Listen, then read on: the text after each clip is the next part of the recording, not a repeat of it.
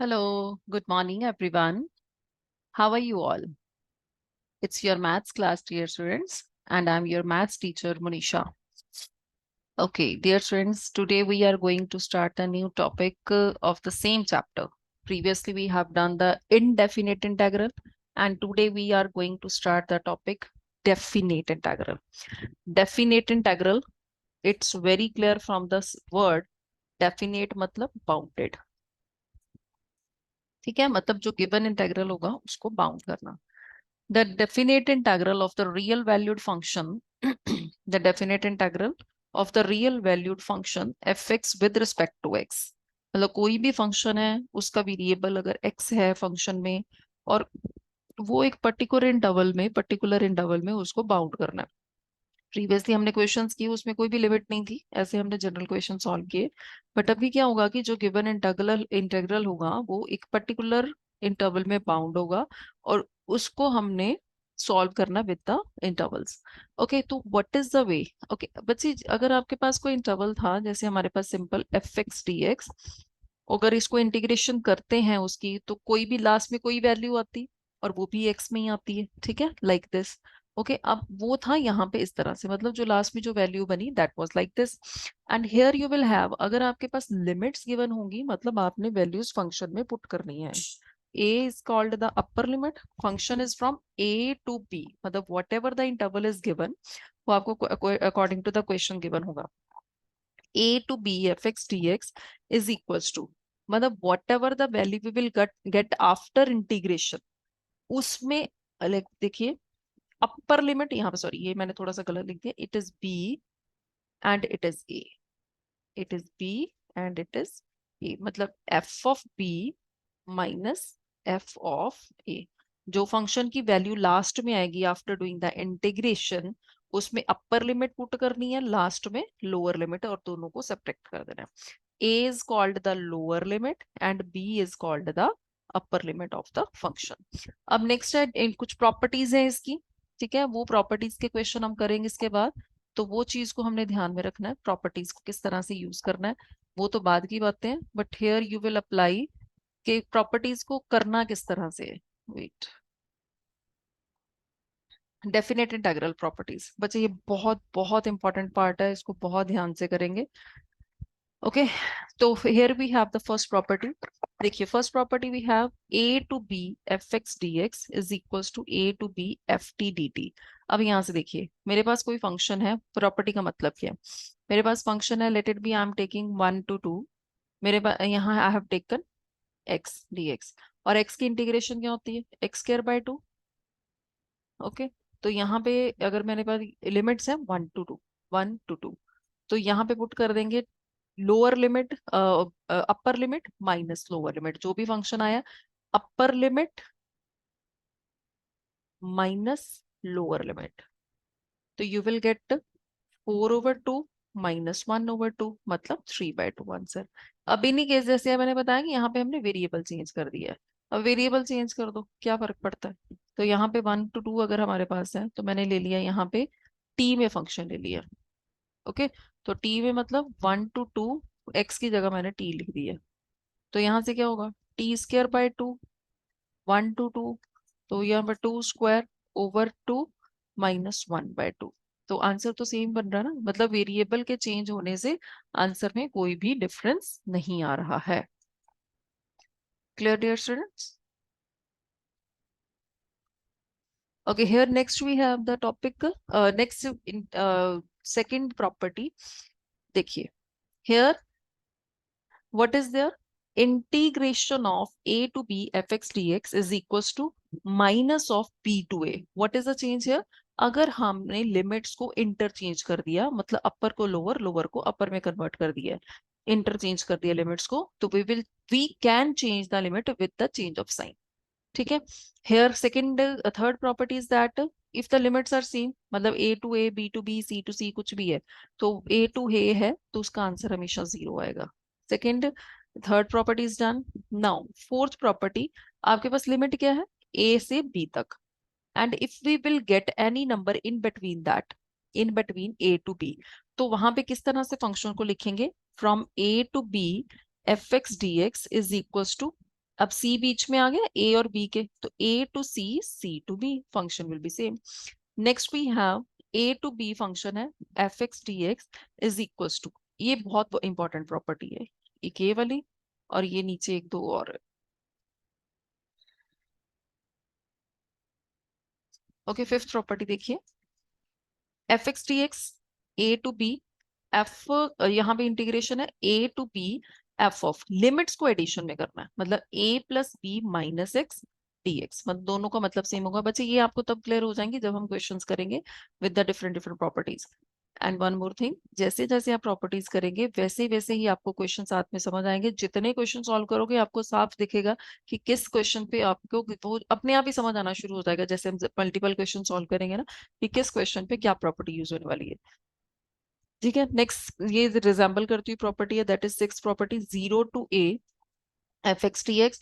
तो अगर इसकी जगह मैं फंक्शन में एक्स को रिप्लेस कर दूं सम ऑफ प्रॉपर्टी, मतलब A plus zero A minus X के साथ, that is D X. Okay, these are again two seventh and eighth important properties again. Okay, here you have the function minus a to a fx dx is equals to twice of the function a to a dx तब होगा अगर function even है तो, even function. Okay, और even function का मतलब क्या है, let it B you have function x square, ये तुम्हारे पास फंक्शन है एक्स स्क्वायर। ओके, तो अगर मैं फंक्शन को नेगेटिव के साथ रिप्लेस करूं तो माइनस एक्स का स्क्वायर कितना आएगा, एक्स स्क्वायर पॉजिटिव ही रहेगा। ठीक है, तो मतलब अल्टीमेटली मेरे पास नेगेटिव साइन चेंज करने के बावजूद भी मेरे पास function as it is original जैसा बन रहा है, तो इस टाइप के फंक्शन को हम बोलते हैं even function. Second, if you have the function let it B x cube, ठीक है, एफ के एक्स की वैल्यू अगर मैंने एक्स क्यूब ले ली, अब हम एक्स को रिप्लेस करेंगे माइनस एक्स के साथ, तो माइनस एक्स का क्यूब कितना हो जाएगा बेटा जी, माइनस एक्स क्यूब। अब यहां से देखिए, तो मतलब अगर नेगेटिव चेंज किया है तो मेरे पास नेगेटिव चेंज करने पे फंक्शन तो सेम बन रहा है but with the negative value. Okay, तो these types of function are called odd odd functions. अब इवन फंक्शन अगर आ रहा है, मतलब साइन चेंज करके आपने चेक करना है कि क्या फंक्शन सेम बन रहा है, तो उस फंक्शन को हम बोलेंगे even function. Then we can apply this identity, मतलब उसका हाफ करेंगे zero to A F X D X. But अगर फंक्शन ऑड बन रहा है, मतलब नेगेटिव साइन चेंज करने पे फंक्शन की वैल्यू बन रही है नेगेटिव, फंक्शन सेम आएगा ठीक है, बट आंसर जो है वो साइन चेंज कर जाएगा, तो उस टाइप का फंक्शन को हम बोलते हैं ऑड फंक्शन। तो उसमें फंक्शन का आंसर क्या आएगा, इंटीग्रेशन का zero.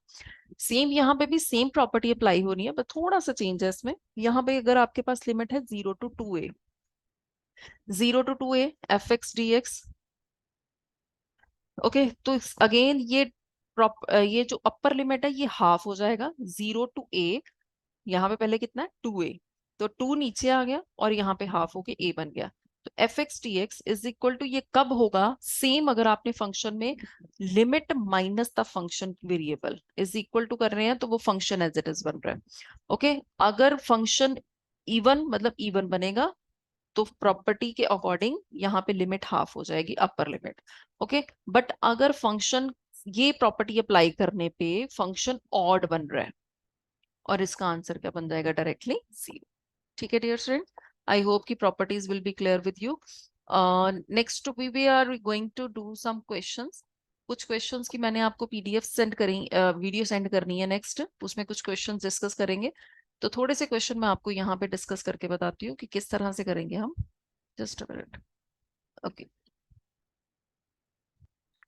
Okay, I am going to take the very first question. अरे यार, what is going on.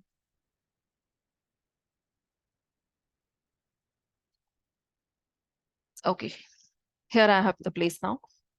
If I am taking question integration जो ले रहे हैं, I am going to take trigonometric function zero to pi by four sine two x. Okay, sine two x D x. अच्छे बच्चे, you know very well what is the integration of sine two x, it is minus of the cos. जो भी function है आपके पास to x है और इसका coefficient साथ में आ जाएगा, लोअर लिमिट अपर लिमिट। ठीक है, अब फंक्शन क्या, जो भी आपके पास इंटीग्रेशन के बाद आंसर आया है उसमें आपने अपर लिमिट पुट करनी है माइनस द लोअर लिमिट। अच्छा बच्चे, नीचे डिनोमिनेटर में one by two is there, I am taking outside with the negative sign, and inside the bracket I'm just left with cos 2x and 0 to pi by 4. अब देखिए how to put the limits. minus 1 by 2 will be same cos twice x को replace करेंगे upper limit के साथ minus cos 2 और x को replace करेंगे lower limit के साथ with the negative sign minus 1 by 2.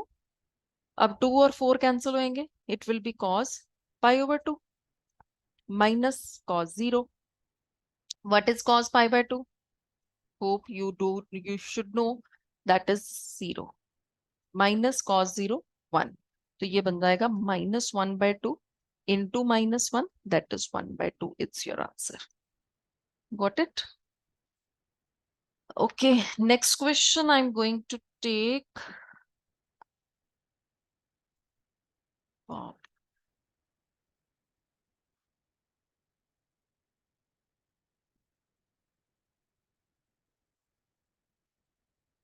Okay, next question. Here you have 4x cube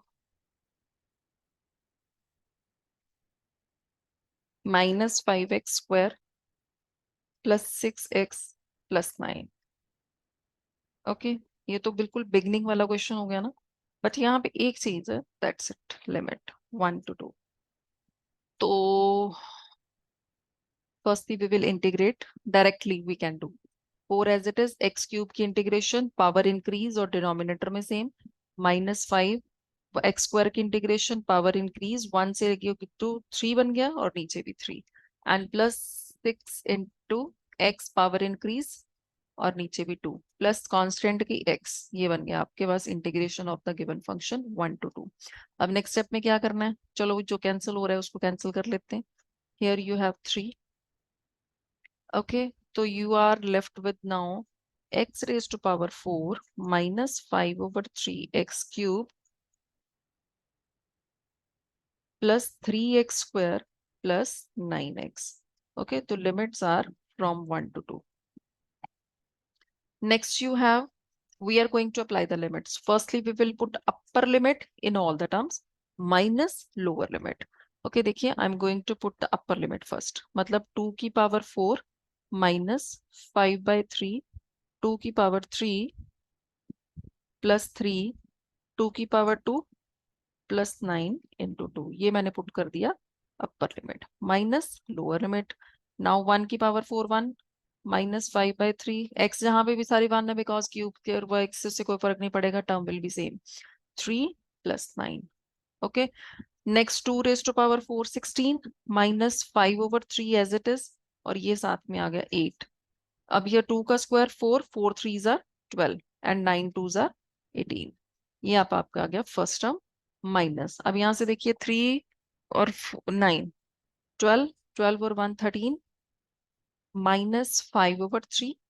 okay hair second value यहाँ देखिए 16 है 12 है एंड 18 18 और 12 हो गया 30 30 और 16 46 minus 40 over 3 माइनस यहाँ से यू कैन टेक एलसीएम ये बन जाएगा 39 minus 5 over 3 and here again you will take LCM and the first term 46 into 3 138 minus 40 minus अब यहाँ से 39 minus 5 बन गया आपके पास 34 over 3. ओके डियर स्टूडेंट्स यहाँ से आपके पास फिर से 3 LCM आएगा for the both terms negative sign is there 138 minus 40 minus 34. Okay तो यहाँ से माइनस करेंगे 138 minus 74 बन गया 4 64 over 3 आंसर 64 over 3 ये है आपका आंसर. कुछ भी नहीं है बस आपने सिंपल इंटीग्रेशन करनी है and we will put the limits upper limit minus lower limit. ठीक है in next video I will send you some more questions. बच्चे the request is that do all the question carefully and do all the topics carefully. Okay, I'm going to leave the class now. I will send you 2 videos today जिसमें first तो आपको property समझाई और questions next 2-3 questions मैंने और send करे हैं. ठीक है dear students, take care of yourself and goodbye, we will meet soon again.